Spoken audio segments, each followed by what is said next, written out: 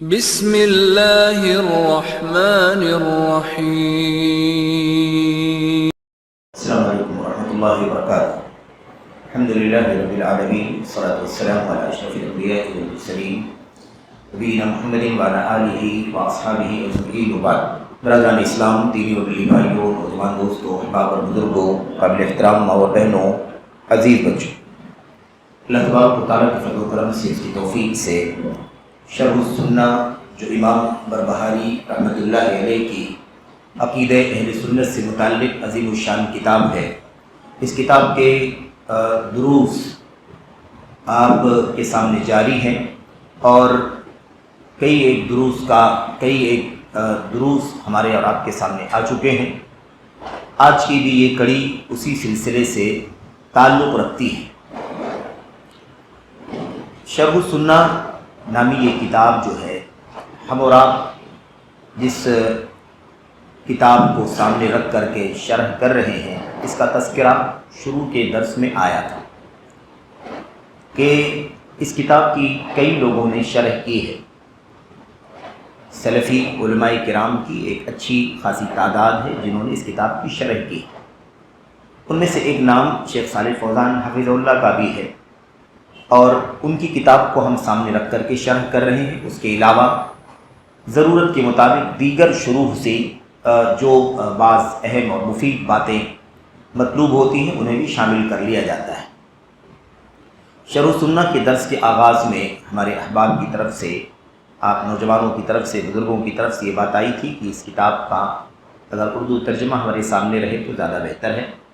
کتاب کا اردو ترجمہ یعنی شرح کا نہیں بلکہ متن کا اردو ترجمہ، اور ایسے ہی جو اس میں آیتیں، حدیثیں، سلف صالحین کے اقوال، آثار آئے ہوئے ہیں، ان کی تخریج کے ساتھ، حوالوں کے ساتھ الحمدللہ وہ کتاب پچھلے مہینے میں یا پچھلے ہفتے میں شائع ہو گئی ہے، اور صوبائی جمعیت اہل حدیث ممبئی نے اسے پورے اہتمام کے ساتھ شائع کیا ہے میرے محترم نے۔ اس کی کاپیاں ہمارے سامنے موجود ہیں، اور میں چاہوں گا کہ درس کے اختتام پر جب درس سے ہم فارغ ہو جائیں تو آپ اپنا نام اور mobile number, what's app number لکھ کر کے یہاں ہمارے احباب کو دے دیں، اور کتاب کا وہ نسخہ آپ اپنے ساتھ میں لے جائیں اور آپ اس سے فائدہ اٹھائیں۔ یہ نمبر اور آپ کا نام جو آپ سے لیا جائے گا وہ اسی مقصد کے لیے لیا جائے گا تاکہ آپ سے مزید علمی طور پر تبادلہ خیال کیا جا سکے، آپ کو کوئی مفید بات پہنچائی جا سکے، کوئی مفید پیغام آپ تک پہنچایا جا سکے تاکہ آپ اس سے فائدہ اٹھائیں۔ اسے یاد رکھیں، درس کے اختتام پر کتابیں یہاں موجود ہیں، آپ کو پہنچائی جائیں گی، آپ اسے لے لیں اور نام اور نمبر ضرور ساتھیوں کو دے کر کے جائیں۔ آج کا جو درس ہے ہمارے سامنے بہت ہی اہم ہے، اور آپ سوچتے ہوں کہ میں ہر درس کے بارے میں یہی بات کہتا ہوں کہ آج کا درس بہت اہم ہے۔ صحیح یہی ہے کہ ہر درس اہم ہے، ہر موضوع اہم ہے۔ سلف صالحین کی زندگی کا جو بھی عکس، نقش، نمونہ ہمارے سامنے ہے وہ سب بے انتہا قیمتی ہے۔ آج کا جو موضوع ہے اسے ہمیں اب ترتیب کے ساتھ یہ سمجھنا ضروری ہے کہ اب تک ہمیں مصنف نے جو باتیں بتلائی ہیں وہ یہ بتلائی ہے کہ اصل راستہ کیا ہے جس پر ہمیں اور آپ کو چلنا ہے۔ وہ راہ کیا ہے؟ وہ راہ قرآن کی، سنت کی، صحابہ کرام کی راہ ہے، اور بتایا گیا کہ انہی کا نام سلف ہے، انہی کا نام فرقہ ناجیہ ہے، وہی صحابہ کرام ہیں جن کو سواد اعظم کہا جاتا ہے وغیرہ۔ انہی کی راہ پر چلنے میں عقیدے، عبادات، معاملات، اخلاق، غرض زندگی کے ہر پہلو پر ہمارے لیے خیر ہے، ہمارے لیے بہتری ہے، بھلائی ہے، دنیا میں آخرت میں اس کا انجام کامیابی کا ہے، فوز و فلاح کا ہے۔ تو یہ جو اب موضوع ہے اس میں اس بات کی رہنمائی کر رہے ہیں مصنف کہ اس راہ سے نکلنے والے کون لوگ ہیں، کیسے ہیں، اور ہمارا ان کے ساتھ رویہ کیسا ہونا چاہیے۔ یہاں ابھی بنیادی طور پر جو بات آج کے درس میں آپ کے سامنے آنی ہے وہ یہ آنی ہے کہ مصنف کہتے ہیں کہ اس راستے سے، جس راستے پر ہم سب کو چلنا چاہیے، اس راستے سے نکلنے والے دو طرح کے لوگ ہیں۔ یہ مجموعی طور پر پھر ان دو طریقوں سے یا دو طرح سے نکلنے والوں کے اندر بھی بہت سارے لوگ ہیں، اور ان کی بہت ساری شکلیں ہیں، بہت ساری قسمیں ہیں، بہت سارے اسباب ہیں، وجوہات، لیکن مجموعی طور پر دو راستوں سے لوگ نکلتے ہیں یا نکلنے والوں کی دو قسمیں۔ پہلی بات کہتے ہیں، آئیے ذرا سا اس کا متن پہلے آپ کے سامنے پڑھ لیا جائے، اور ہم نے عرض کیا تھا کہ متن اس لیے پڑھا جاتا ہے تاکہ یہ متن بھی ریکارڈ میں آ جائے، اور شرح السنہ جب ہم پڑھنے جا رہے ہیں تو شرح السنہ کے مصنف نے لکھا کیا ہے، تاکہ ایسا نہ ہو کہ کوئی یہ سمجھے کہ ہم اپنی طرف سے عبارت پڑھ رہے ہیں، اپنی طرف سے شرح کر رہے ہیں، کسی بھی چیز کا کوئی بھی معنی آپ کے سامنے پیش کر کے آگے بڑھ جا رہے ہیں، ایسا کوئی شبہہ کوئی اشکال کسی کے سامنے پیدا نہ ہو۔ تو متن میں مصنف کہتے ہیں وَاعْلَمْ أَنَّ الْخُرُوجَ عَنِ الطَّرِيقِ عَلَى وَجْهَيْنِ أَمَّا أَحَدُهُمَا فَرَجُلٌ قَدْ زَلَّ عَنِ الطَّرِيقِ وَهُوَ لَا يُرِيدُ إِلَّا الْخَيْرَ فَلَا يُقْتَدَى بِزَلَّتِهِ فَإِنَّهُ هَالِكٌ وَرَجُلٌ عَانَدَ الْحَقَّ وَخَالَفَ مَنْ كَانَ قَبْلَهُ مِنَ الْمُتَّقِينَ فَهُوَ ضَالٌّ مُضِلٌّ شَيْطَانٌ مَرِيدٌ فِي هَذِهِ الْأُمَّةِ حَقِيقٌ عَلَى مَنْ عَرَفَهُ أَنْ يُحَذِّرَ النَّاسَ مِنْهُ وَيُبَيِّنَ لِلنَّاسِ قِصَّتَهُ لئلا يقع فی بدعته احد فیہلک۔ یہ متن ہے، وہ ٹیکسٹ ہے شرح السنہ کا۔ اس کا ترجمہ سرسری طور پر پڑھیں، پھر ہم اس کے معنی میں اس کی شرح میں داخل ہوتے ہیں۔ کہتے ہیں مصنف کہ آپ کو جان لینا چاہیے، آپ جان لیں کہ راستے سے نکلنا دو طرح سے ہوتا ہے۔ راستہ جب کہا جائے تو راستے سے مراد سلف کا راستہ، صحابہ کا راستہ، سنت کا راستہ، تابعین کا راستہ، تبع تابعین کا راستہ، اور جب تبع تابعین کی بات آئے تو المتبعون بالاحسان، بھلائی کے ساتھ، اخلاص کے ساتھ سچی پیروی کرنے والے لوگ، سچی پیروی کرنے والے۔ اس لیے کہ یہ مسئلہ بھی اپنے آپ میں لوگوں کے ہاں زیر بحث آتا رہتا ہے، ہو سکتا ہے آگے ہم اس پر مستقل گفتگو کریں گے۔ وہ یہ ہے کہ سلف کا لفظ جب استعمال کیا جاتا ہے تو اس کا معنی سمجھا جاتا ہے لغوی طور پر کہ جو لوگ گزر چکے ہیں، اللہ کے نبی علیہ السلام کے دور میں گزرنے والے، دوسرے نمبر پر صحابہ کرام کے بعد گزرنے والے، تیسرے نمبر پر ان کے بعد گزرنے والے۔ اب ان گزرنے والوں کو اگر ایسے ہی لے لیا جائے کہ گزرنے والے ہیں تین زمانے کے لوگ، صحابہ، تابعین، تبع تابعین، صحابہ، ان کے پیچھے والے اور پھر ان کے پیچھے والے، تو ظاہر ہے کہ صحابہ کرام کا تو کوئی مسئلہ نہیں ہے۔ صحابہ کرام تو جاوز القنطرہ، کیوں؟ اس لیے کہ صحابہ کرام کے بارے میں عام شہادت ہے اللہ کے کلام کی، آیات کی، اللہ کے نبی علیہ السلام کی سنتوں کی، اس لیے ان کے بارے میں تو کسی طرح کی کوئی استثناء، ٹپڑی، تبصرے کی ہرگز ایک حرف کی بھی گنجائش نہیں، ایک نقطے کے ذرے کی بھی گنجائش نہیں، اور اگر کوئی گنجائش نکالتا ہے تو وہ قابل ملامت ہے، جتنی گنجائش نکالتا ہے اسی اعتبار سے، کسے باشد کوئی بھی ہو سکتا ہے، وہ بہرحال وہ ملامت کا مستحق ہے۔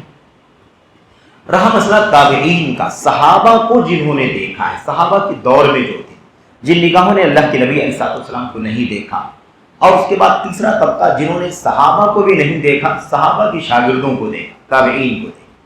ان دونوں طبقوں کے بارے میں اگر ہم مطلق طور پر ایسے لے لیں کہ جو صحابہ کے زمانے میں گزرے اور جو صحابہ کے زمانے میں گزرنے والوں کے سامنے گزرے، تو اس میں اچھے بھی آ جائیں گے، برے بھی آ جائیں گے، اس میں ہے نا، اس میں مومن، متقی، صالح، نیک سب آ جائیں گے۔ ایسے ہی بنیادی طور پر مومنین سارے کے سارے آ جائیں گے، اور پھر ان کے علاوہ غیر ایمان والے مشرکین کفار بھی آ جائیں گے، بدعتی بھی آ جائیں گے، نفس پرست بھی آ جائیں گے۔ اسی لیے تابعین اور تبع تابعین کے ساتھ میں یا مجموعی طور پر جو بھی صحابہ کرام کی پیروی کرنے والے لوگ ہیں، ان کے لیے قرآن کریم کی آیت کریمہ میں والذین تبعوہم کے ساتھ باحسان کا لفظ لگا ہوا ہے۔ قیامت تک آنے والے جو بھی ان کے پیچھے چلیں گے اس میں شرط لازم ہے کہ باحسان ہونا چاہیے۔ ایسا نہیں ہے کہ جو جیسے تیسے ہو اور اسے ہم اس فہرست میں شامل کر دیں۔ ضروری ہے کہ وہ مومن ہو، متقی ہو، مخلص ہو، سچا پیروکار ہو، اپنی ہوس، اپنی خواہشات، اپنی فکر، اپنی رائے، اپنے نظریے، اپنے موافقین کو لے کر کے جو بھی راستہ بنا لے، وہ صرف اس لیے شامل کر دیا جائے کہ وہ صحابہ کے دور میں تھا، اس لیے شامل کر لیا جائے کہ وہ تابعین کے دور میں تھا، تو ایسا نہ ہو، بلکہ ضروری ہے کہ وہ سچ مچ صحابہ کرام کا سچا پیروکار ہو۔ اور یہ بات اس سے پہلے آ چکی ہے کہ صحابہ کرام کے لیے کوئی کنڈیشن نہیں، ان کے لیے اتنا کافی ہے کہ وہ نبی کے صحابی صحبت کا شرف تمام شرف پر بھاری ہے۔ نبوت و رسالت کے بعد سب سے اونچا شرف انسانیت کا ہے، اللہ کے نبی علیہ السلام کا صحابی ہونا، اس میں کوئی شرط نہیں، اتنا کافی ہے کہ صحابی ہے۔ کسی نے ایک جھلک دیکھا ہے تو بھی کافی ہے، کسی نے نہیں دیکھا ہے، نابینا تھا، اللہ کے نبی علیہ السلام کے سامنے آیا، اللہ کے نبی نے اسے دیکھا لیکن اس نے اللہ کے نبی کو نہیں دیکھا، ایک جھلک، ایک سیکنڈ، ایک لمحہ بھی، ولو مرہ، علماء لکھتے ہیں ایک بار بھی اللہ کے نبی علیہ السلام سے ملاقات ہو گئی، یوں نابینا نے بات کر لی اللہ کے نبی علیہ السلام سے، تو صحابیت کا شرف اسے مل گیا، کوئی ٹرم کنڈیشن نہیں ہے اس کے لیے، جنت کی شہادت ہے، اللہ کی رضامندی کا اعلان ہے۔ لیکن اللہ کے نبی کے صحابہ کے بعد انسانیت کا کوئی ایک فرد بھی ایسا نہیں ہے جو بغیر کنڈیشن کے جنت کی شہادت دی جائے، جس کے لیے یہ اللہ تعالیٰ کی رضامندی کا اعلان کیا جائے۔ اسی لیے نبی کے صحابہ کے بعد جو ہیں ان سب کے لیے کہہ دیا گیا والذین تبعوہم بإحسان، صحابہ کرام کے احسان کے ساتھ پیروی کرنے والے۔ آئی تھی بات احسان، احسان کا معنی کیا ہے؟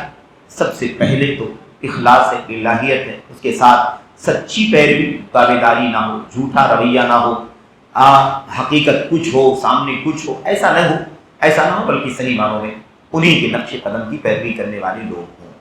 یہ بات آئی تھی۔ تو راستہ جو ہے جب کہا جائے تو وہ راستہ صراط مستقیم ہے، صراط مستقیم اللہ کے نبی علیہ السلام، آپ نے شاید اس سے پہلے یہ بات آئی تھی یہاں آپ کے یہاں کسی اور درس میں کسی اور جگہ آئی ہے کہ ابو العالیہ ریاحی رحمۃ اللہ علیہ جو تابعی ہیں، مفسر ہیں، امام ہیں، وہ سورۃ الفاتحہ کی آیت کریمہ اہدنا الصراط المستقیم ہے، اہدنا الصراط المستقیم، ہمیں صراط مستقیم کی راہ دکھا، صراط مستقیم کی توفیق دے، ہدایت دے۔ اس آیت کریمہ کی تفسیر میں ابو العالیہ بیان کرتے ہیں صراط مستقیم کیا ہے، صراط مستقیم کیا ہے؟ اس کی تفسیر میں کہتے ہیں الصراط المستقیم هو النبی صلی اللہ علیہ وسلم وصاحبہ ابو بکر وعمر، کہتے ہیں صراط مستقیم اللہ کے نبی صلی اللہ علیہ وسلم ہے اور آپ کے دونوں صحابہ ابو بکر و عمر رضی اللہ تعالی عنہما، یہ بنیادی طور پر۔ پھر جو ہے سارے صحابہ کرام بالترتیب درجے کے اعتبار سے یہ سلسلہ بتا دیا گیا۔ صراط مستقیم نبی کریم صلی اللہ علیہ وسلم ہے، ابو بکر صدیق ہیں، عمر بن خطاب، اور پھر بالترتیب ہم جانتے ہیں سنت کے عقیدے کے مطابق عثمان غنی، علی بن ابی طالب، اور پھر ان کے بعد ہے نا بیت اہل بدر، بیت رضوان اور سارے صحابہ کرام، اور جو بھی آخری ہے نا معمولی لمحے کے لیے بھی اللہ کے نبی علیہ السلام کی صحابیت سے شرف یاب ہوا ہے، وہ بھی اس کے اندر شامل ہیں۔ تو صراط مستقیم یہی راہ ہے، یہی راہ استقامت ہے، یہی راہ ہدایت ہے، یہی راہ تقویٰ ہے۔ اسی لیے کہا کہ جو راستے سے نکلتا ہے، تو راستے سے نکلنے والے دو طرح سے نکلتے ہیں۔ ہم نے عرض کیا کہ یہ مجموعی طور پر ہے، یعنی موٹے طور پر نکلنے کے دو طرح کے لوگ ہوتے ہیں یا دو طرح سے لوگ نکلتے ہیں۔ اما احدهما فرجل قد ضل عن الطريق، کہتے ہیں دونوں میں سے ایک نکلنے والا، ایک جو ہے وہ کیسا ہوتا ہے؟ ایک وہ آدمی ہوتا ہے، مثال کے طور پر وہ آدمی ہوتا ہے قد ضل عن الطريق، جو راستے سے پھسل گیا، جو راستے سے پھسل گیا، راستے سے بھٹک گیا، بہک گیا، وهو لا يريد الا الخير، لیکن اس کا مقصد بھلائی ہی ہے۔ اس کی نیت کیا تھی؟ بھلائی کی تھی، یعنی عمدن و قصدن نیت کے ساتھ اور ٹارگٹ کے ساتھ اور ہدف کے ساتھ وہ سنت کی مخالفت نہیں کیا، صحابہ کے راستے سے نہیں نکلا، بلکہ وہ صحابہ کے راستے ہی پر رہنا چاہا، اور وہی اس کا مقصد تھا، نیک نیتی کے ساتھ ہی وہ رہا، نیت میں فساد نہیں تھا، بگاڑ نہیں تھا، کوئی راستہ الگ نہیں بنانا چاہتا تھا، لیکن اس کے باوجود کیا ہوا؟ نیت تو اچھی تھی لیکن راستے پر رہ نہیں سکا، پھسل گیا، بہک گیا۔ وَهُوَ لَا يُرِيدُ إِلَّا الْخَيْرَ، اس کا مقصد، اس کی نیت، اس کا ارادہ خیر کے سوا کچھ نہیں ہے۔ فَلَا يُقْتَدَى، یہ ایک آدمی ہے، راستے سے نکلنے والا کون ہے؟ تو آپ یہ سمجھ جائیں کہ راستے سے نکلنے کا ایک راستہ، ایک قسم کیا ہو گئی کہ ایک آدمی عمدن و قصدن نکلنا نہیں چاہتا ہے، صراط مستقیم پر، راہ صحابہ پر، تابعین پر ہی رہنا چاہتا ہے، لیکن پھر بھی ہوا یہ اس کے ساتھ ایسا معاملہ ہوا کہ کسی وجہ سے وہ راستے سے کیا ہو گیا؟ بھٹک گیا۔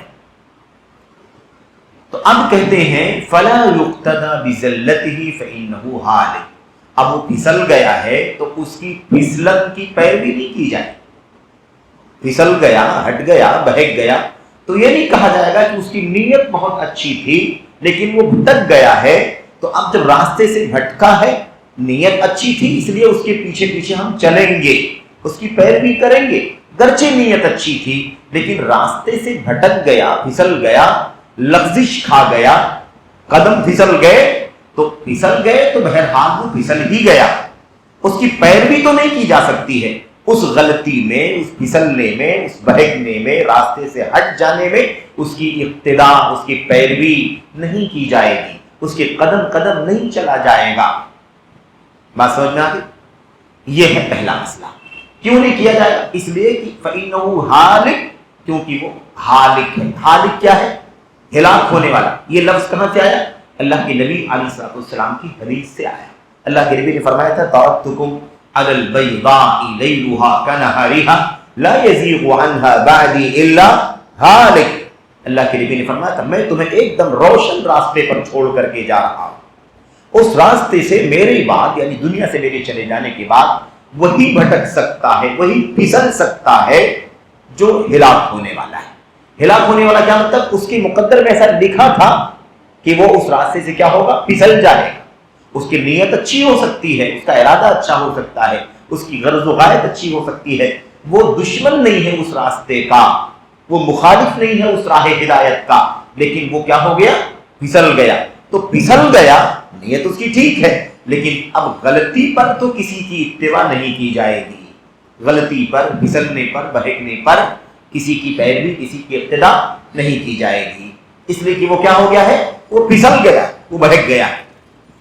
یہ ایک آدمی ہے، یہ راہ راستے ہٹنے والا۔ دوسرا کون ہے؟ وَرَجُلٌ عَانَدَ الْحَقِّ، دوسرا آدمی وہ ہے جو حق سے سرکشی کرنے والا ہے، یعنی اس کا راستہ الگ ہے، وہ جان بوجھ کر کے ہٹ دھرمی، مخالفت، سرکشی، باغیانہ رویہ اختیار کرتا ہے۔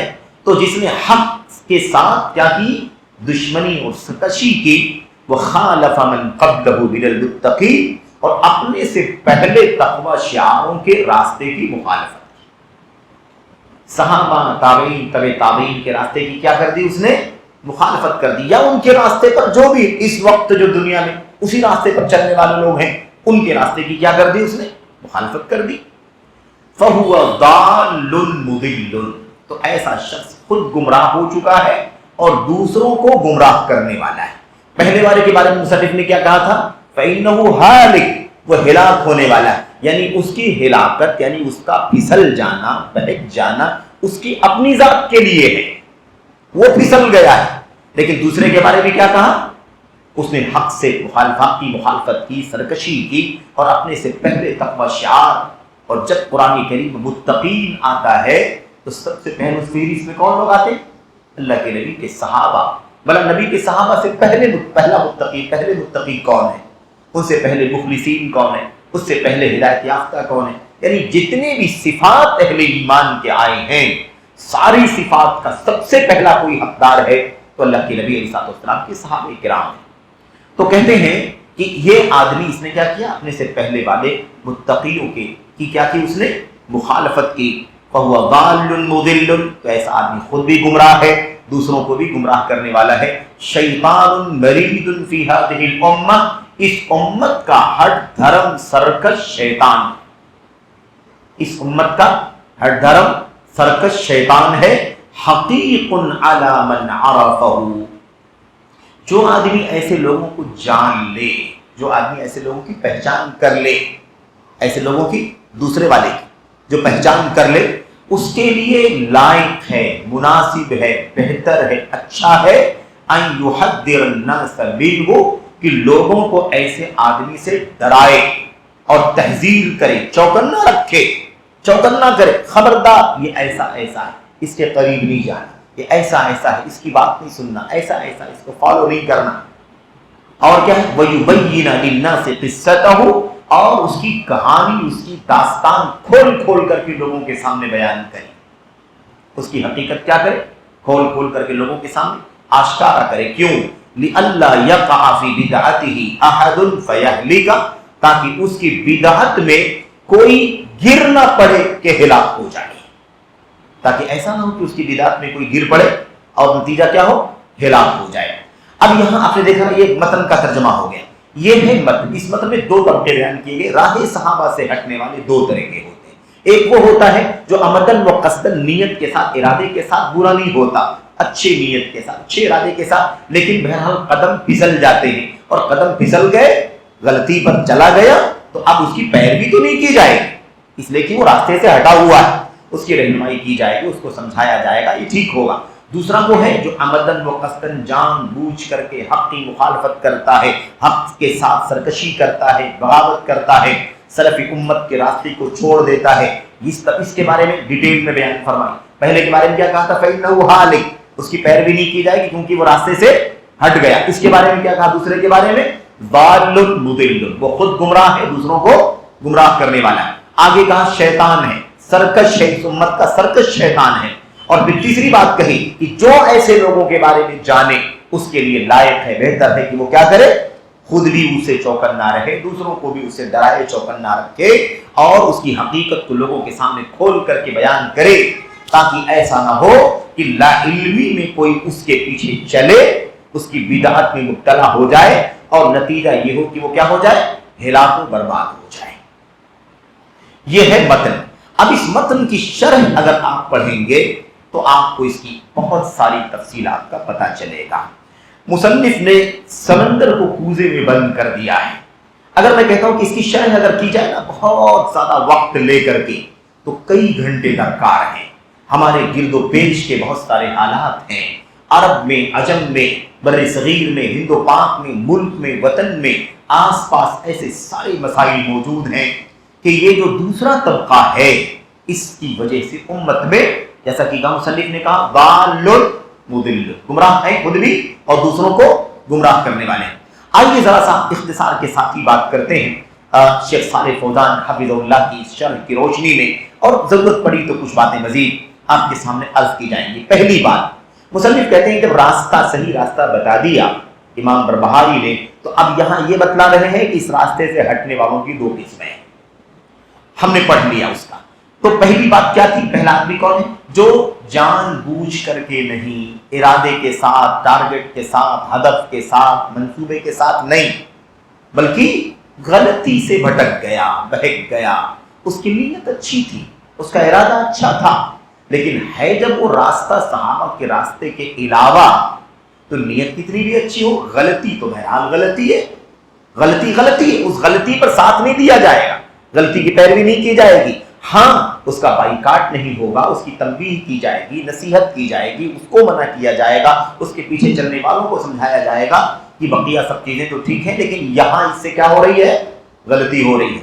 اور جس کے سامنے یہ بات آئے اس کی ذمہ داری ہے کہ وہ جلد از جلد اس سے رجوع کر لے, جلد از جلد اس سے رجوع کر لے. یہاں ایک بات سمجھ لیں, اگر رجوع کر لیتا ہے تو اس کا مطلب یہ ہے کہ نیت سے اس کے اندر بگاڑ نہیں ہے, بلکہ وہ نیت اچھی ہے, ارادہ اچھا ہے, لیکن محض قدم پھسل گئے ہیں, غلطی میں پڑ گیا ہے, چوک ہو گئی ہے نا, اور چوک ہو گئی ہے تو جلدی سے آدمی لوٹ آئے گا صحیح کی طرف, حق کی طرف, باطل پر اڑا نہیں رہے گا, گمراہی پر اڑا نہیں رہے گا. یہی پہچان ہے کہ وہ نیت کے اعتبار سے فاسد نہیں ہے, نیت کے اعتبار سے اس کے یہاں بگاڑ نہیں ہے, نیت اچھی ہے, ارادہ اچھا ہے, عمدن و قصدن کوئی غلط راستے پر نہیں چل رہا ہے. یہ دلیل ہے کہ اس سے رجوع کر لے گا. بہرحال کہتے ہیں رہی بات یہ کہ اجتہاد کافی نہیں ہے. شیخ صالح فوزان کہتے ہیں کہ آدمی نے اجتہاد کیا, اپنا دماغ استعمال کر لیا, تو صرف دماغ استعمال کرنے سے, اپنی لاجک استعمال کرنے سے کام نہیں چلے گا. آپ کی نیت اچھی ہے اور آپ اپنی عقل کا استعمال کریں گے تو گمراہ ہوں گے. نیت سے کیا ہوتا ہے؟ نیت اچھی ہونی چاہیے اور راستہ بھی دیکھ دیکھ کے چلنا چاہیے. نیت اچھی ہے لیکن راستہ دیکھ کر کے نہیں چل سکا بلکہ پھسل گیا اس سے. کہتے ہیں گرچہ اس کی نیت اچھی ہو. مختصراً بات کرتے ہیں, اس نقطے پر زیادہ تفصیل میں نہیں جانا ہے. ہم آپ اس بات کو جانتے ہیں کہ جب کوفے کی جامع مسجد میں, کوفے کے جامع مسجد میں, عہد صحابہ تھا, وہ عہد صحابہ تھا, صحابہ تھے اور صحابہ کے ساتھی تابعین تھے. واقعہ سب جانتے ہیں, ابن مسعود رضی اللہ تعالیٰ عنہ کا. کوفے کی مسجد میں لوگ کنکریوں پر سبحان اللہ, الحمدللہ, استغفر اللہ کر رہے ہیں.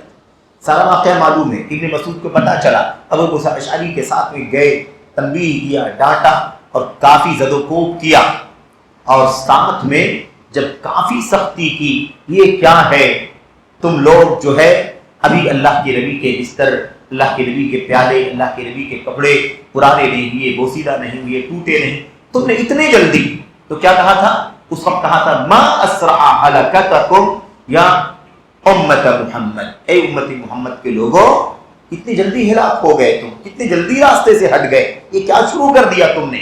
تو اس وقت لوگوں نے کیا کہا تھا؟ ان کنکریوں پر سبحان اللہ الحمدللہ کرنے والوں نے کیا جواب دیا تھا؟ انہوں نے کہا تھا یہی بات کہی تھی جس کی تردید یہاں پر کی جا رہی ہے، انہوں نے کہا تھا ما اردنا الا الخیر۔ ابن مسعود رضی اللہ تعالیٰ عنہ، آپ بہت ناراض ہو رہے ہیں ہم سے، ما اردنا الا الخیر، ہمارا ارادہ تو بھلائی ہی کا ہے، ہماری نیت اچھی ہے، ہم بھلائی ہی چاہتے، بھلائی کے سوا، خیر کے سوا کچھ اور نہیں چاہتے، ہمارا کوئی مقصد نہیں ہے کہ کوئی نیا راستہ نکال دے، کوئی بدعت شروع کر دے، کوئی گمراہی کھول دے، ایسا کوئی مقصد نہیں ہے، ہمیں سبحان اللہ الحمدللہ کرنا ہمارا مقصد ہے، اللہ کو یاد کرنے کا مقصد ہے، اور اسی لیے ہم نے سوچا کہ ذرا منظم کر لیں، آج بھی لوگ یہی کہتے ہیں، ذرا اس کو سسٹمیٹک کر لیا ہے، نظام کے مطابق کر لیا، اس کو منظم کر لیا، یہی مسئلہ ہے۔ جب نیت ضروری ہے، نیت کی درستی ضروری ہے، تو نظام تو سب بتا دیا گیا ہے، نظام نکالنے کی کہاں ضرورت ہے؟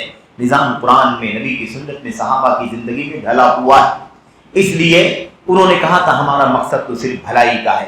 ابن مسعود نے کیا جواب دیا تھا؟ انہوں نے کہا تھا کم من مرید للخیر لن یصیبہ، بہت سارے بھلائی چاہنے والے ہوتے ہیں جو کبھی بھی بھلائی نہیں پاتے، کبھی بھلائی نہیں پاتے، بھلائی تک نہیں پہنچتے ہیں۔ تو نیت تمہاری کتنی بھی اچھی ہے، صرف چاہنے سے، نیت کرنے سے بھلائی تمہیں نہیں ملے گی۔ بھلائی، خیر، آج بھی لوگ خیر کا لفظ بہت زیادہ شر کے لیے استعمال کرتے ہیں، مس یوز کرتے ہیں خیر کے لفظ کو، سراپا شر، لیکن اسے بنا کے، سوار کے، ملمہ سازی کر کے اس کے لیے کیا استعمال کرتے ہیں؟ خیر ہے، مقصد خیر کا ہے، خیر چاہتے ہیں، خیر امت۔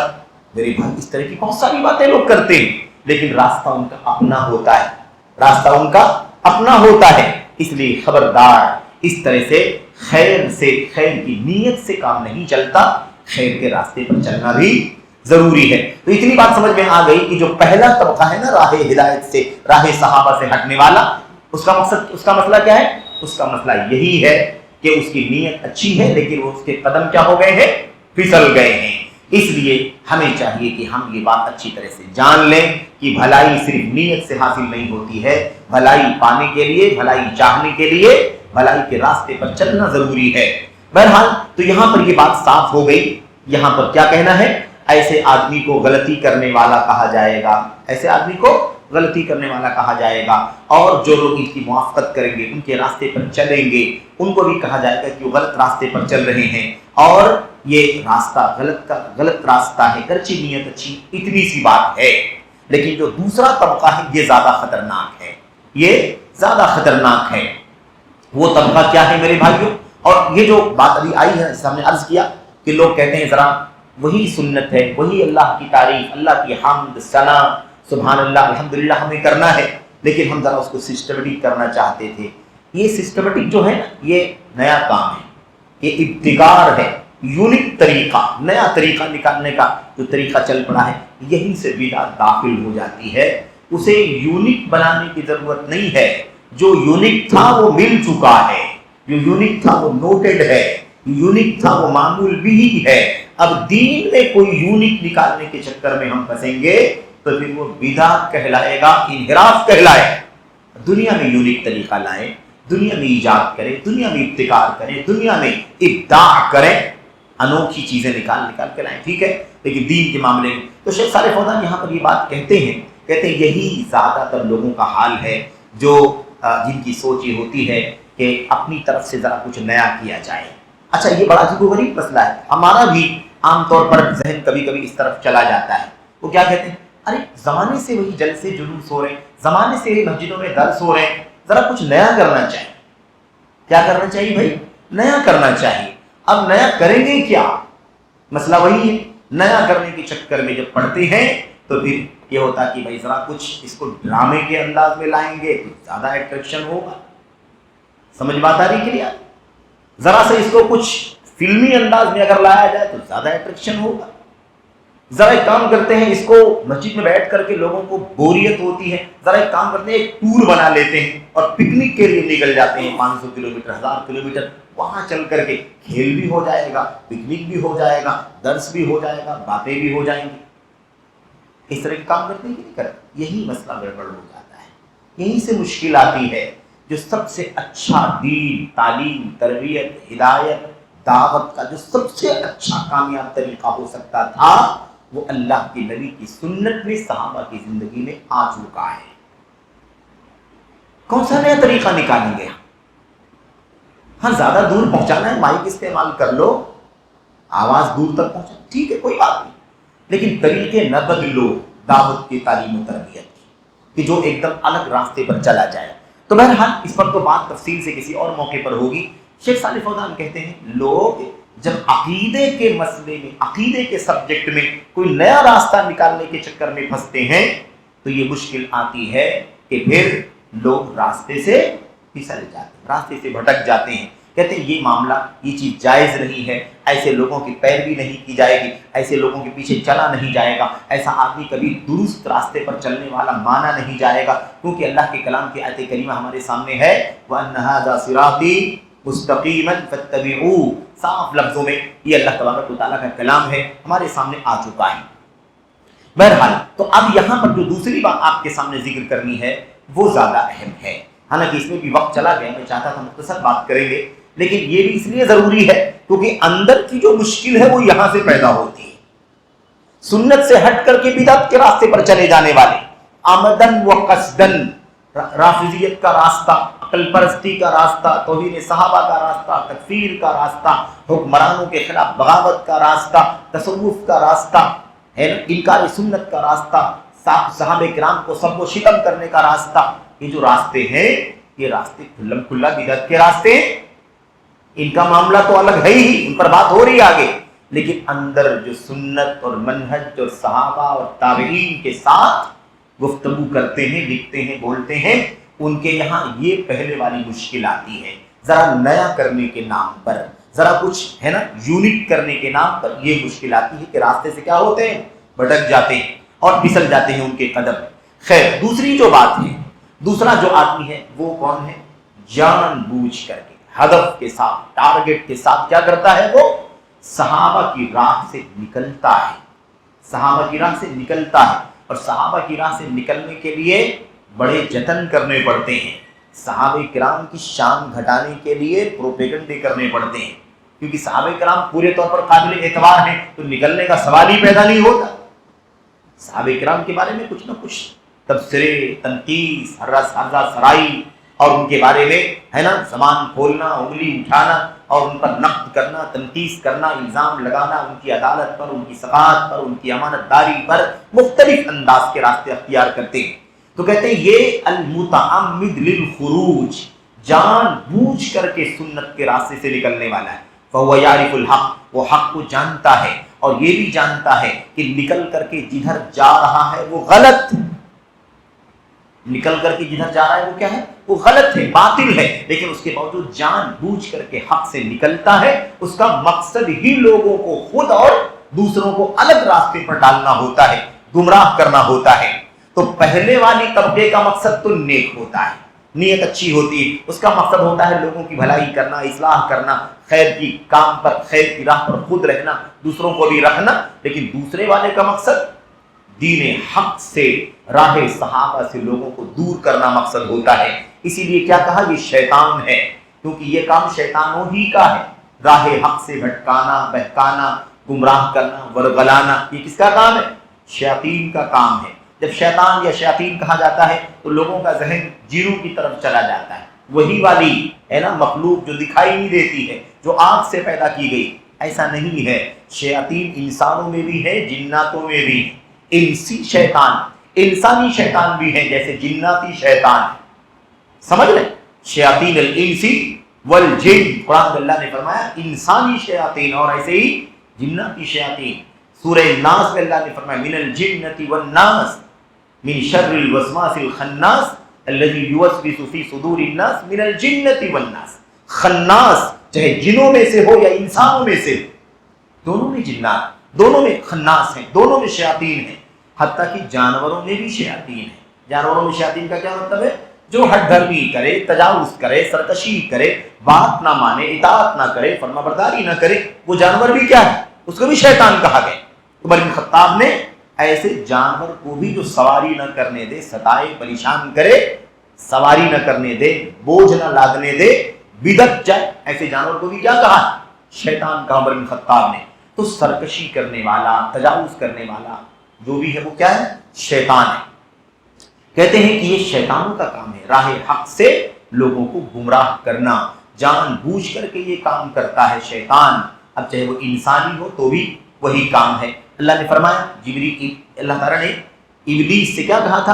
ابلیس نے اپنے رب سے کیا کہا؟ اللہ نے نقل فرمایا ہے، ابلیس نے جواب میں کیا کہا تھا؟ لَأَقْعُدَنَّ لَهُمْ صِرَاطَكَ الْمُسْتَقِيمَ، میں تیرے سیدھے راستے سے بھٹکانے بہکانے کے لیے ان کے گھات میں لگا رہوں گا، تاک میں لگا رہوں گا، تیرے بندوں کی تاک میں لگا رہوں گا، صراط مستقیم کی طرف نہ چلے جائیں، راہ ہدایت کی طرف نہ چلے جائیں.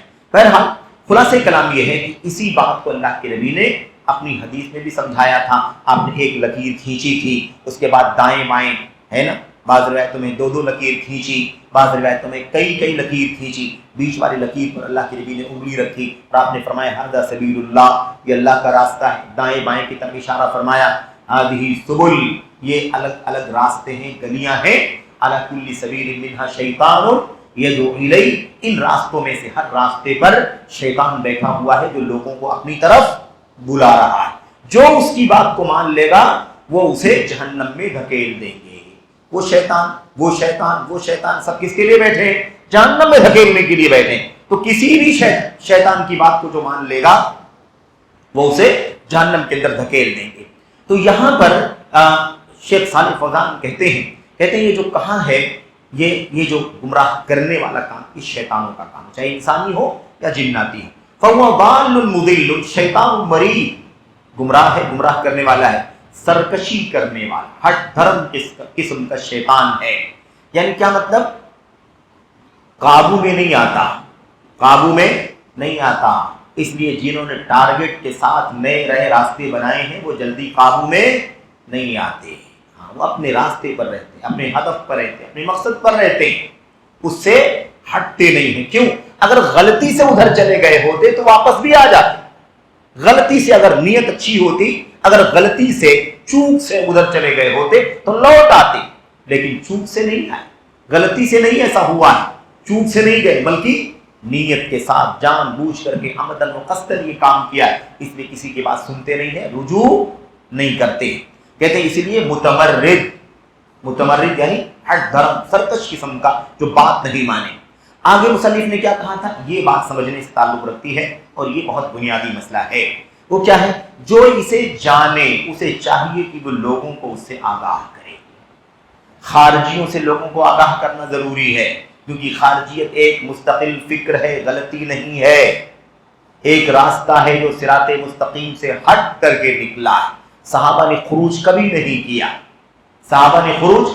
کیا، صحابہ کرام پر بہت ظلم ہوا حکمرانوں کی طرف سے، تب بھی اس بات یہ موقف ان کا ہے کہ کبھی بغاوت کا قدم نہیں اٹھایا جائے، کچھ بھی ہو جائے تو خروج کرنا، بغاوت کرنا. یہ خوارج آروسی کا وہی کام دوسرے ناموں سے لوگ کر رہے ہیں، کیونکہ خوارج کوئی فرقہ ہی نہیں، خوارج تو فکر ہے، نظریہ ہے، موقف ہے، اسٹینڈ ہے، ایک ہدف ہے، ٹارگٹ ہے. بغاوت کرنا، حکمرانوں کے خلاف تکفیر کرنا، کافر قرار دینا، چھوٹے گناہ بڑے گناہ کی وجہ سے کیا کرنا؟ کافر قرار دینا.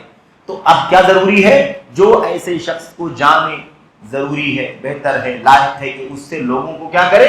ڈرائے اور چوکن نہ کرے. تو تحذیر کرنا ضروری ہے کہ نہیں بھائی بدعتیوں سے. یہ راستے بدعت کے، خارجیت کی بدعت، رافضیت کی بدعت.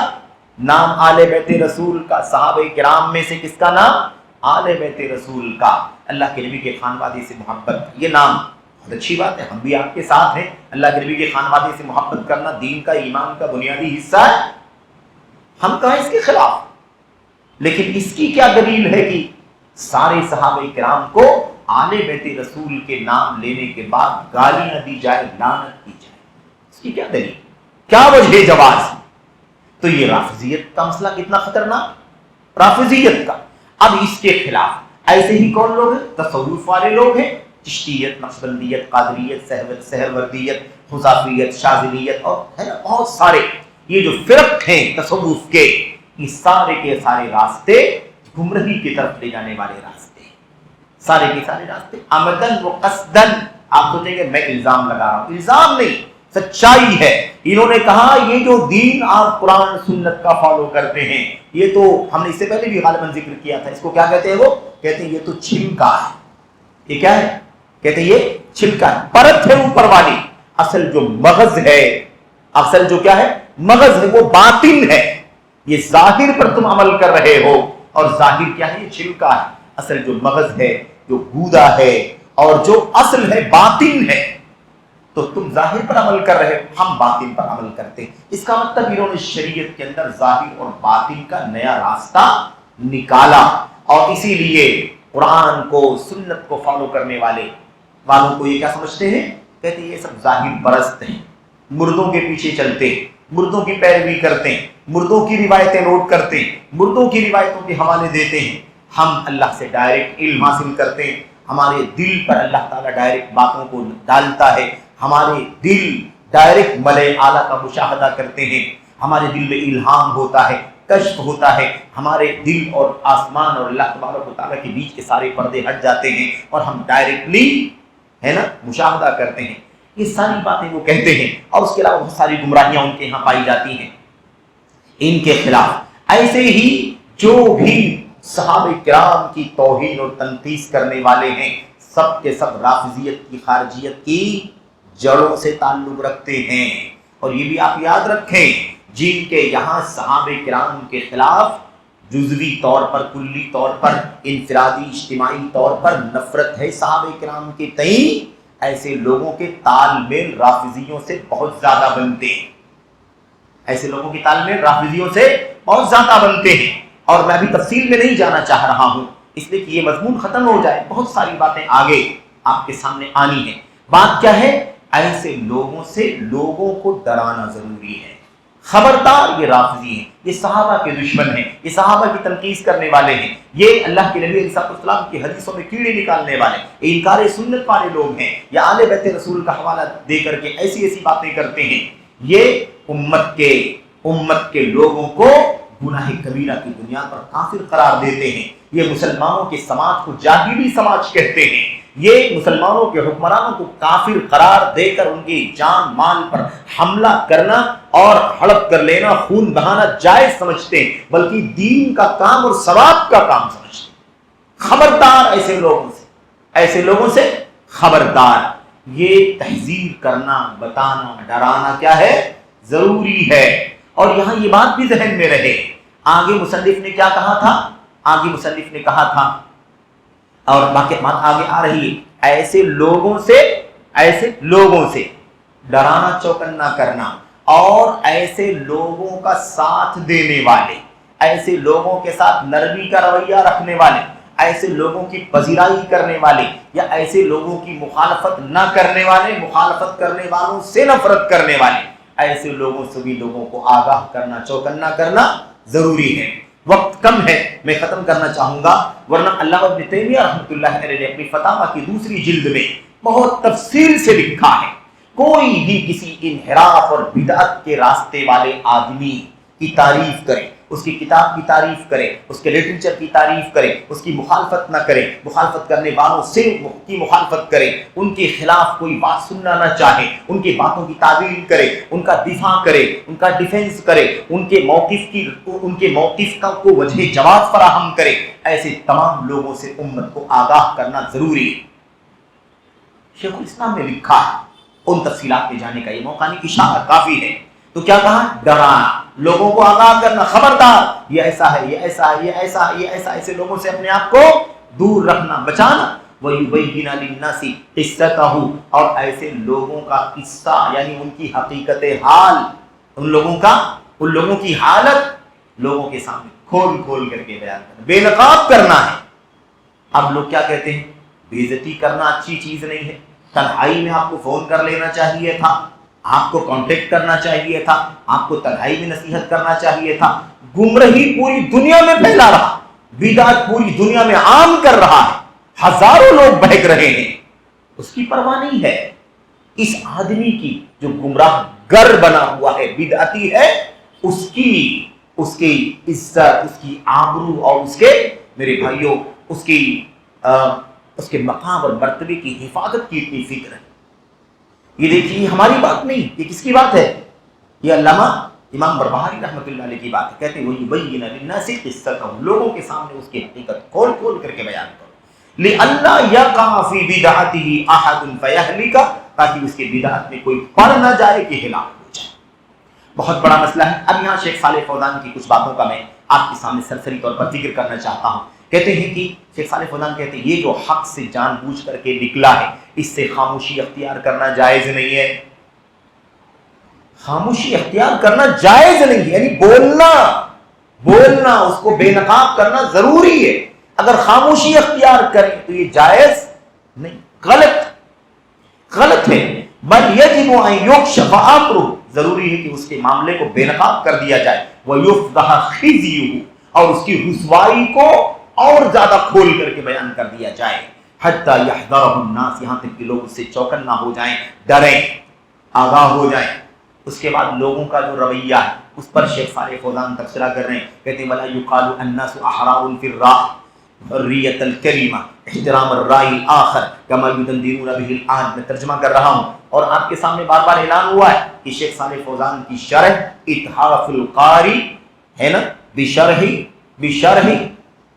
شرح سنہ للامام البربہاری، یہ کتاب ہے، اسی سے میں عبارتیں پڑھ رہا ہوں۔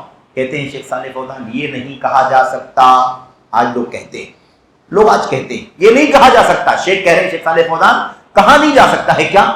الناس احرار فی الرائے، لوگوں کو اپنی رائے کی آزادی حاصل ہے، لوگوں کو اپنی رائے کی آزادی حاصل ہے، لوگ آزاد ہیں اپنی رائے کے مسئلے میں، جس کا جو جی چاہے اپنی رائے ظاہر کرے، اس کی رائے یہ ہے وہ بولے، اس کی رائے یہ ہے بولے، اس کی رائے ہے وہ ظاہر کرے۔ کہتے ہیں یہ نہیں کہا جا سکتا، حریت الکلمہ، لوگ کہتے ہیں بات کرنے کی آزادی ہے، اور ہماری کیا کہتے ہیں لوگ، اور ہماری ذمہ داری ہے کہ ہم دوسرے کی رائے کا احترام کریں، دوسرے کی رائے کا احترام کریں۔ اگر اس بدعت کا احترام کریں گے تو صحابہ کی تنقید کریں گے کہ نہیں کریں گے؟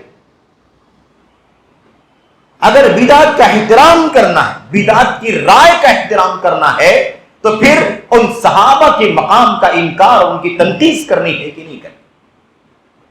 دونوں باتیں اکٹھا تو نہیں ہو سکتی، ان کی رائے کا بھی احترام کر لو اور صحابہ کرام کے مقام کا بھی احترام کر لو۔ میرے بھائی یہ کیسے ممکن ہے؟ صاف کہتے ہیں کہ یہ جو بات کہی جاتی ہے کہ دوسرے کی رائے کا احترام ہونا چاہیے، جیسا کہ آج لوگ اس طرح کی باتیں کرتے ہیں کہ دوسرے کی رائے کا احترام کرو، کہتے ہیں معاملہ رائے کا ہے ہی نہیں۔ بھائی اللہ کے نبی کے دین میں اصولوں میں رائے کا کوئی دخل ہے کیا؟ آج کسی کو حق بنتا ہے کہ صحابہ کرام کی شان کے بارے میں اپنی رائے نکالے؟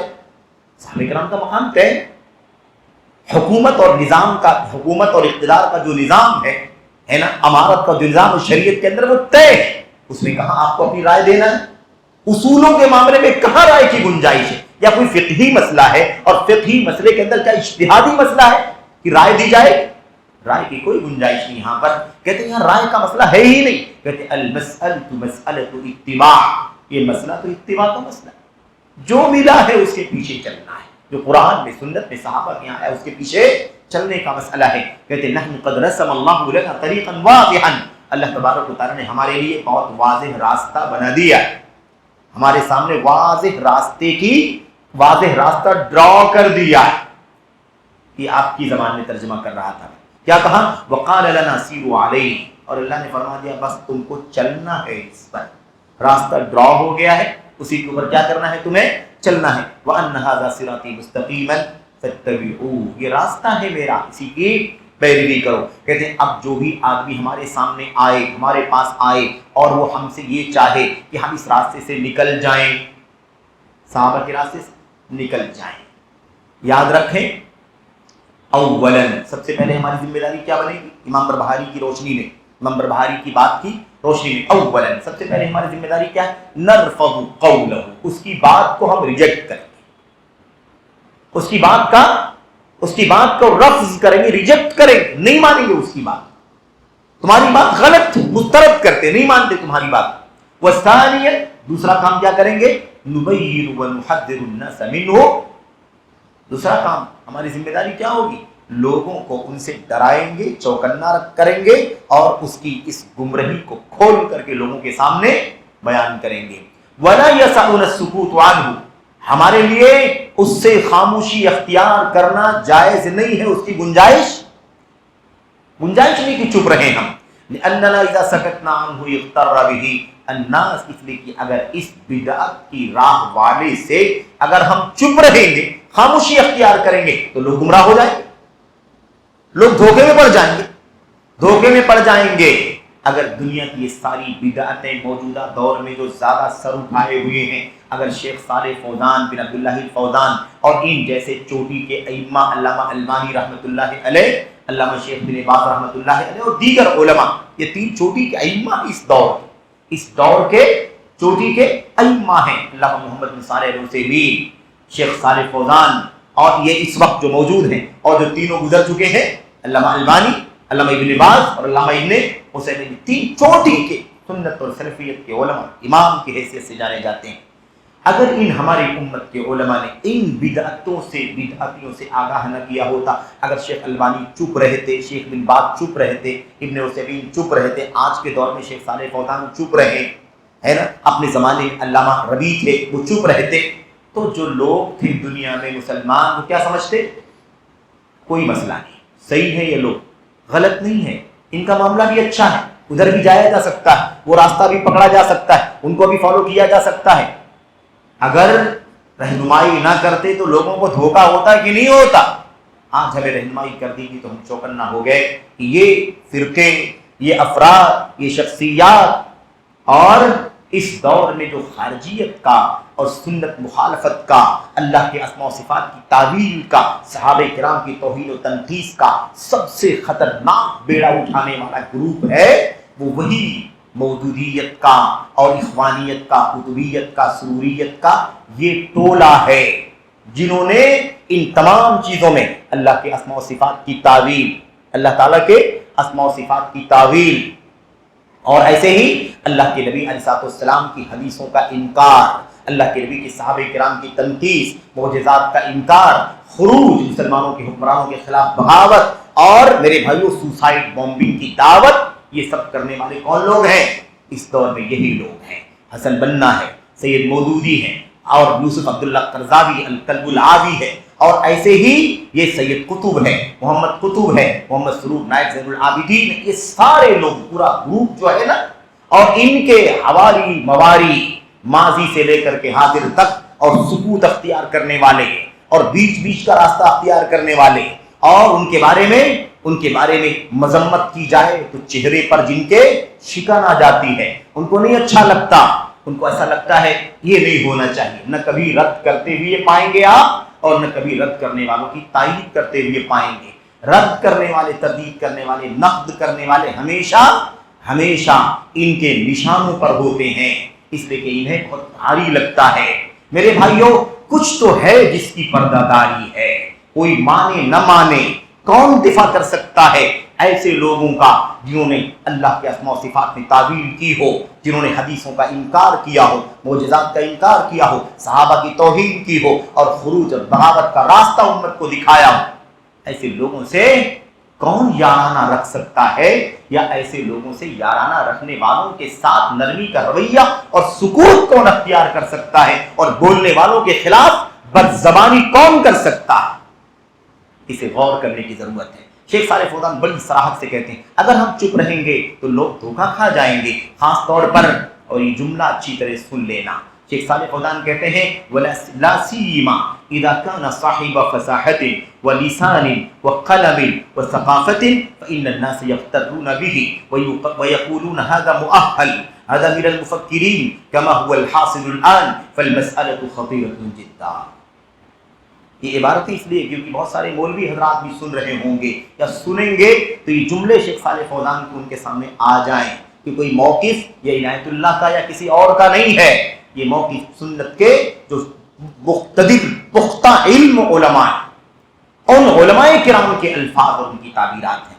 صاف لفظوں میں کہتے ہیں خاص طور پر جب آدمی فصاحت والا ہو، زبان کا کیا ہو، فصیح ہو، بڑی اچھی زبان، لطافت والی، سلاست والی، فصاحت والی، بلاغت والی، آدمی پڑھنا شروع کرے تو پڑھتا چلا جائے، ہے نا، ناول کی زبان استعمال کرے، پڑھتا چلا جائے آدمی.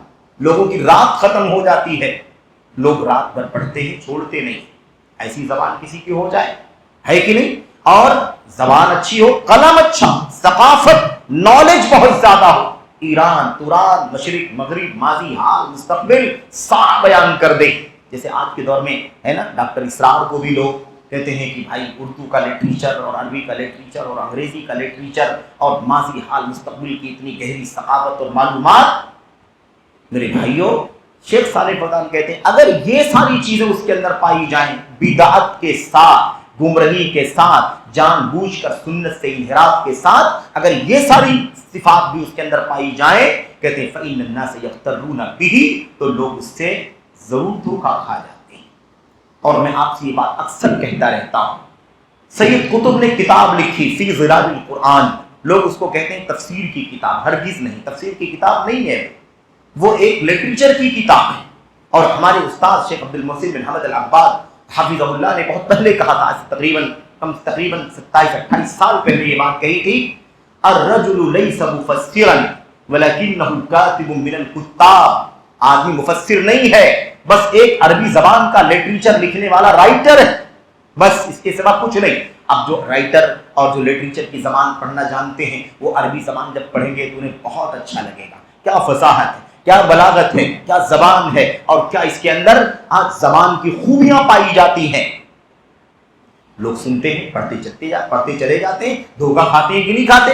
اردو زبان میں اکثر و بیشتر تفہیم القرآن کا نام لوگ لیتے ہیں، کہتے ہیں بہت اچھی زبان ہے، بہت اچھی زبان ہے. مودودی صاحب کو معلومات بھی بہت زیادہ تھی، انہوں نے دنیا کے حالات اور سائنس اور ٹیکنالوجی اور اس کے علاوہ ماضی حال کی بہت ساری باتیں، اور اس کو وہاں فٹ کر کے اس کو وہاں فٹ کر کے ایسا لگتا ہے کہ قرآن کریم کو عملی طور پر لوگوں کے سامنے اس کی تفسیر عملی طور پر لا کر کے پیش کر دیا. زبان اچھی ہو تو فتنہ بھی زیادہ ہوتا ہے، زبان اچھی ہے، فصاحت، بلاغت ہے تو پھر فتنہ بھی اتنا ہی زیادہ ہے. فَإِنَّ النَّاسَ يَغْتَرُّونَ بِهِ، تو لوگ اس سے زیادہ دھوکہ کھاتے ہیں. کیا کہتے ہیں؟ هذا مؤہل، یہ تو بڑا باصلاحیت ہے، بڑا باصلاحیت ہے، اس کی صلاحیت اور لیاقت کا کیا کہنا، بڑا اہلیت رکھنے والا واقعی ذی علم آدمی. هذا من المفکرین، یہ مفکرین میں سے. دیکھا، ہم لوگ ایسا سمجھتے ہیں کہ خالی ہندوستان اور پاکستان بڑے صغیر میں اردو والے مفکرین بولتے ہیں. شیخ صالح فوزان کہہ رہے ہیں کہ لوگ کیا کہتے ہیں مفکرین میں. مفکرین کا کیا مطلب ہوتا ہے؟ مفکرین کا مطلب یہ ہوتا ہے کہ قرآن و سنت کو سلف صالحین صحابہ کرام کی سمجھنے کے مطابق نہ سمجھے، اپنی عقل کا گھوڑا دوڑا کر کے نئے نئے معنی نکالے اور امت کو نکال کر کے بتلائے، بانٹے. یاد رہے کما هو الحاصل الان، کہتے ہیں جیسا کہ آج کل کی حالت ہے، کہتے ہیں مسئلہ بڑا خطرناک ہے، کوئی معمولی مسئلہ نہیں ہے، یہ معمولی مسئلہ نہیں ہے. اردو زبان کی تفسیر کی بات آئے گی، لوگ مودودی صاحب کی تفسیر کی بات کریں گے.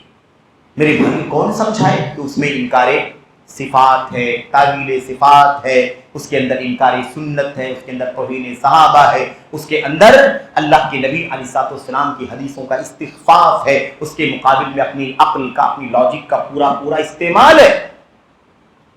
میرے بھائی سیم معاملہ، اس سے بھی زیادہ میرے بھائیوں مشہور ہونے کے اعتبار سے اس سے بھی زیادہ خطرناک کون ہے؟ ڈاکٹر اسرار، اسی راستے پر چلنے والا. لیکن موجودہ دور کے اس کو وسائل ملے، اس آدمی کو میڈیا ملا، حالات ملے، اس اعتبار سے اس نے اس فتنے کو اور زیادہ پھیلا دیا. مودودی صاحب نے 5 جلدوں میں اور اسرار نے 7 جلدوں میں یہ ساری میرے بھائیوں اپنی عقلانیت اور راہ صحابہ سے ہٹ کر اپنی عقل کے گھوڑے دوڑا کر کے کس طرح سے لوگوں کو بدعت اور گمراہی میں ڈالا ہے۔ بہرحال آگے دیکھیے کیا کہتے ہیں اس کے اندر اس سے یہ بات، یعنی مصنف کی جو بات آئی نا، اوپر جو بات آئی تھی، مصنف نے کیا کہا تھا؟ ضروری ہے کہ اس کی حقیقت کو کھول کر کے بیان کرو، اگر نہیں بیان کرو گے، چپ رہو گے تو لوگ کیا ہو جائیں گے؟ دھوکے میں پڑ جائیں گے۔ کہتے ہیں شیخ صالح فوزان کہ اس سے معلوم پڑتا ہے کہ مخالف کی تردید کرنا واجب ہے۔ جو سنت اور صحابہ کے راستے کی مخالفت کرنے والا ہے، اس کی تردید کرنا، اس پر رد کرنا کیا ہے؟ ضروری ہے۔ کہتے ہیں اس طرح سے نہیں کیا جا سکتا جیسے لوگ کہتے ہیں رد کرنا چھوڑ دو، رد مت کرو، اس کے خلاف مت بولو، اس کے خلاف مت بولو۔ ہر آدمی کو اپنے حال پر چھوڑ دو، ہر آدمی کی اپنی رائے ہے، ہر آدمی کی رائے کا احترام ہونا چاہیے، ہر آدمی کو اپنی رائے کی آزادی ہے، بولنے کی آزادی ہے، اور اسی لیے سب کو اپنی اپنی آزادی کے مطابق بولنے دو۔ کہتے ہیں بہذا تہلک الامہ، اگر ایسے ہی چھوڑ دیا جائے تو امت کیا ہو جائے گی؟ ہلاک ہو جائے گی، امت ہلاک ہو جائے گی۔ رافضی، خارجی، صوفی، منکر سنت، توہین صحابہ، اور اس کے علاوہ تکفیر، اور اس کے علاوہ میرے بھائیوں خروج ہے، بغاوت ہے، قتل ہے، خریزی ہے، دنگا ہے، فساد ہے، آتنک ہے، ٹیررزم، سب کچھ امت کے اندر پھیلے گا کہ نہیں پھیلے گا؟ اگر خاموشی تو کہتے ہیں ایسا اگر کر لیا جائے، ان لوگوں کی بات مان لی جائے کہ سب کی اپنی رائے ہے، جانے دو، اپنی رائے دینے دو، تو پھر اس سے امت کیا ہوگی؟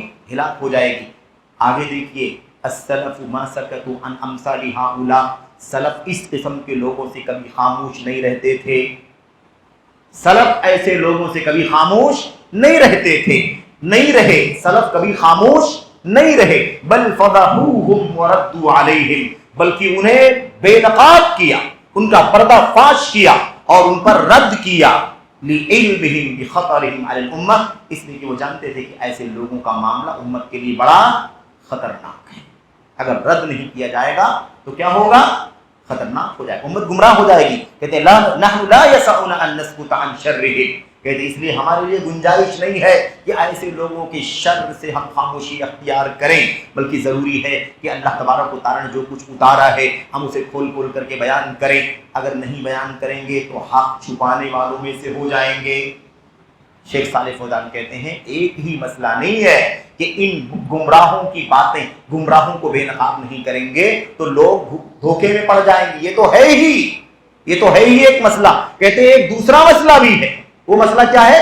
اگر ہم چپ رہیں گے تو ہم حق کو چھپانے والے بن جائیں گے، حق کو چھپانے والے۔ ہماری ذمہ داری کیا، ہمارا کام کیا ہے؟ حق کو چھپانا نہیں ہے بلکہ حق کو کھول کر کے بیان کرنا ہے۔ کہتی ہے دونوں مسئلہ ہے، اگر ہم یہ کہہ بھی دیں کہ بھائی ٹھیک ہے ان کی رائے ہے ان پر رد مت کرو، ان کی رائے ہے ان پر رد مت کرو، اگر تھوڑی دیر کے لیے مان بھی لو کہ لوگوں کو رائے کی آزادی ہے، تو مسئلہ یہ کہ اللہ کے ہاں جواب کیسے دیں گے ہم؟ کیونکہ ہمیں تو حق بیان کرنے کا حکم دیا گیا ہے، حق کو چھپانا منع ہے، اگر ہم بیان نہیں کریں گے تو حق کو چھپانے والے بن جائیں گے۔ اللہ تبارک و تعالیٰ کا کلام، اللہ فرماتا ہے ان الذین یکتمون ما انزلنا من البینات والہدی من بعد ما بیناہ للناس فی الکتاب اولئک یلعنهم اللہ ویلعنهم اللاعنون۔ سورۃ البقرہ کی مشہور آیت کریمہ، اللہ نے صاف فرمایا جو لوگ، ترجمہ، جو لوگ ہماری اتاری ہوئی واضح دلیلوں کو، جو لوگ ہماری اتاری ہوئی واضح نشانیوں کو، دلیلوں کو چھپاتے ہیں، والہدی، اور ہدایت کو، راستے کو چھپاتے ہیں، جو لوگ ہماری اتاری ہوئی روشن دلیلوں کو اور ہدایت کو چھپاتے ہیں، من بعد ما بیناہ للناس فی الکتاب، بعد اس کے کہ ہم نے اسے کتاب میں لوگوں کے لیے کھول کے بیان کر دیا، کھول کے اللہ نے کتاب میں بیان کر دیا ہے، اب کتاب سے بیان نہیں کرتے ہیں، چھپاتے ہیں۔ جو لوگ چھپاتے ہیں ان کا کیا انجام ہے؟ اولئک یلعنهم اللہ، ایسے لوگوں پر اللہ تبارک و تعالیٰ کی لعنت ہوتی ہے، اور سارے لعنت کرنے والوں کی لعنت ہوتی ہے، سارے لعنت کرنے والوں کی لعنت ہوتی ہے۔ تو حق کو، دلیلوں کو چھپایا نہیں جا سکتا، ہدایت کے راستے کو چھپایا نہیں جا سکتا، اگر ہم چھپائیں گے تو لعنتی بن جائیں گے۔ کیا ہو جائیں گے؟ ہم لعنتی بن جائیں گے۔ کہتے ہیں فلا یقتصر الامر علی المبتدع، شیخ صالح فوزان کہتے ہیں معاملہ صرف اتنا ہی نہیں ہے کہ یہ بدعتی ہے، اس کو بے نقاب کرنا ضروری ہے، یہ تو ہے ہی، دوسرا مسئلہ یہ ہے کہ اگر چپ رہیں گے، نہیں بولیں گے تو حق چھپانے والے بن جائیں گے، دو جرم کے مرتکب بن جائیں گے۔ اسی لیے لوگوں کے سامنے کیا کرنا ہے؟ کھول کر کے بیان کرنا ہے. ہمیں تمام لوگوں کو ایسے تمام لوگوں سے لوگوں کو ڈرانا ہے, چوکنا کرنا ہے, آگاہ کرنا ہے, تاکہ یہ جو نیا فکرہ, نئی بدعت, نئی سوچ, رافضیت, خارجیت, انکار سنت, توہین صحابہ, صوفیت وغیرہ جو بھی ہے, ان تمام فتنوں سے, ان تمام افکار کو, نظریات کو, بدعات کو پھیلنے سے, رواج دینے سے اور اس کے عام ہونے سے روک تھام کی جا سکے, یہ فکرہ پھیلنے نہ پائے. اور یہ جو فکرہ ہے کیا؟ رائے کی آزادی, بولنے کی آزادی, ہر آدمی کو آزادی ہے. یہ فکرہ بھی نہیں پھیلنے دینا چاہیے, کیونکہ پھر تو سنت دب جائے گی, بدعتی سب اچھل کر کے مارکیٹ میں آئیں گے. میری مرضی میری رائے, میری مرضی میری رائے, میری رائے میری مرضی لوگ بیان کریں گے, کہتے روکا نہیں جا سکتا. ہمارے اوپر یہ ذمہ داری اللہ کے کلام کی, نبی کی سنت کی روشنی میں آتی ہے کہ ہم اہل بدعت کی تردید کریں تاکہ لوگ گمراہ نہ ہو, اور حق بیان کریں تاکہ حق چھپانے والوں میں شامل ہو کر کے اللہ کی لعنت کے اور دنیا میں اللہ کی مخلوقات کی طرف سے لعنت کرنے والوں میں شامل نہ ہو, لعنت کرنے والوں کی لعنت میں شامل نہ ہو. یہ ہماری ذمہ داری ہے. آخری بات کہتے ہیں, اور یہ بات اچھی طرح سے اخیر میں سننا ہی ضروری ہے. شیخ صالح فوزان کہتے ہیں ہمارا مقصد ان تمام چیزوں سے کیا ہونا چاہیے؟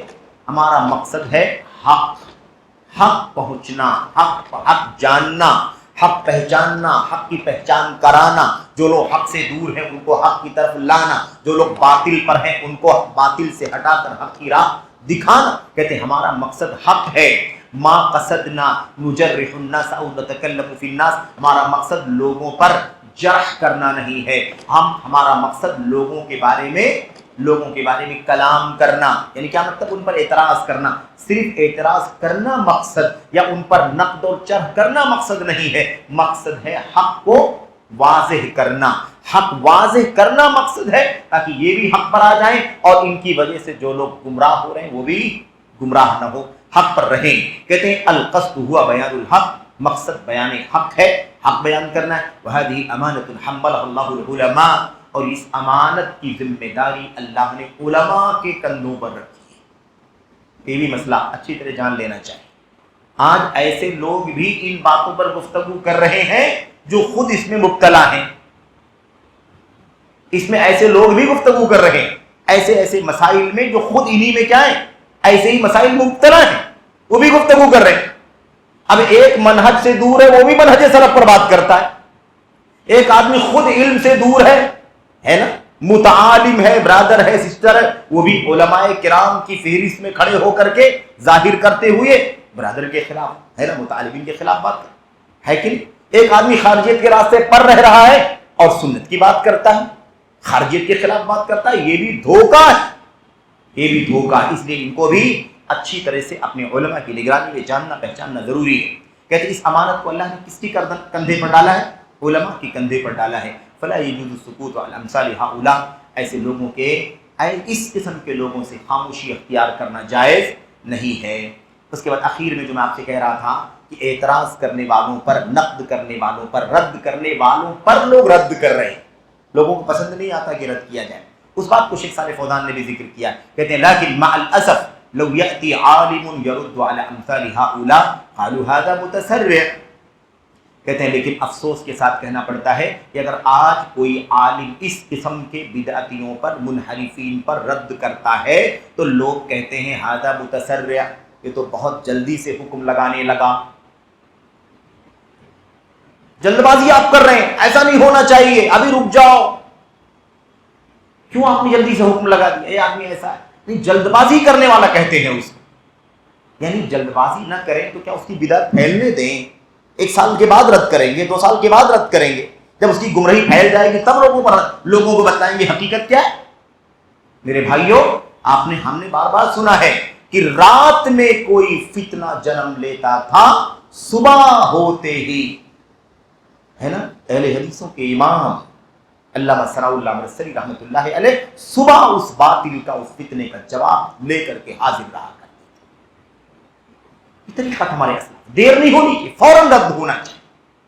مسجد کوفہ کے اندر اس بدعت کا جیسے پتہ چلا کہ لوگ تسبیحات اور اذکار کنکریوں پر کر رہے ہیں، ابن مسعود نے لیٹ کیا، دیر کیا، رک جاؤ ایک ہفتہ ذرا چیک کر لیتے، رک جاؤ ایک مہینہ ذرا دیکھ لیتے، ایک مہینہ تک کیا کر رہے ہیں یہ لوگ. فوراً گئے کہ نہیں گئے؟ فوراً گئے، اور فجر کی نماز کا وقت تھا، فجر کی نماز سے پہلے یہ کام چل رہا تھا، پہنچ گئے اور ایک ایک حلقے کے سامنے کھڑے ہو کر کے ڈانٹا، کیا کر رہے ہو تم؟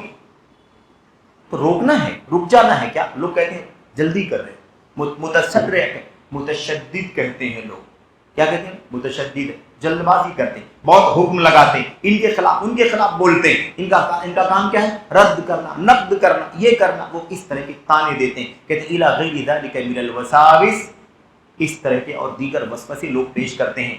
اخیر میں آخری جملہ فهذا لا يخذل اهل العلم ان يبينوا للناس شر دعاة الضلال لا يخذلهم. کہتے ہیں لیکن ان لوگوں کا تانا دینا، متشدد کہنا، جلد بازی کرنے والا کہنا، رد کرنے والا، نقد کرنے والا ہے نا، یہ جو تانے دیتے ہیں، کہتے ہیں ان تانوں سے کبھی بھی سنت کے علماء کو اپنے بارے میں یہ نہیں سوچنا چاہیے کہ میں بے سہارا ہوں، میں چھوڑ دوں، پیچھے ہٹ جاؤں، لکھنا بند کر دوں، بولنا بند کر دوں. کبھی بھی اہل علم کو اس کا شکار نہیں ہونا چاہیے. یعنی ڈنکے کی چوٹ پر حق کو بیان کرنا چاہیے، حق کے لیے ڈٹے رہنا چاہیے، زبان سے قلم سے حق کا دفاع کرنا چاہیے، باطل اور اہل باطل کی، بدعت اور اہل بدعت کی تردید کرنی چاہیے. اسی لیے یہ مشن ہمارے علماء ماضی سے لے کر کے، علماء صحابہ سے لے کر کے مسلسل آج تک یہ سلسلہ چل رہا ہے، قیامت کی صبح تک یہ سلسلہ چلتا رہے گا. اس لیے کہ ایک جماعت ہمیشہ حق پر قائم رہے گی. تو یہ دو طبقے آپ کے سامنے بیان کیے گئے نا، رد دونوں پر ہوگا، کسی کی پیروی نہیں کی جائے گی. ہاں ان پر رد الگ ہوگا، ان کے اوپر رد الگ ہوگا، ہے کہ نہیں؟ لیکن رد دونوں پر ہوگا. ایسا نہیں ہوگا کہ رد نہ کیا جائے، اس کی اقتدا کی جائے، پیروی کی جائے، اس غلط پر، اس باطل پر چلا جائے، فالو کیا جائے. ہرگز اس کی گنجائش نہیں ہے. اللہ سے دعا کرتے ہیں کہ اللہ تبارک و تعالیٰ ہمیں ان باتوں کو شرح السنہ سے سمجھنے کی توفیق عطا فرمائے. شیخ صالح فوزان حافظ اللہ کی شرح سے ان باتوں کا خلاصہ اور نچوڑ اللہ تبارک و تعالیٰ ہمیں سمجھنے کی، عمل کرنے کی توفیق عطا فرمائے. آمین رب العالمین. صلی اللہ وسلم وبارک علی نبینا محمد وعلی آلہ وصحبہ اجمعین. السلام علیکم ورحمۃ اللہ وبرکاتہ.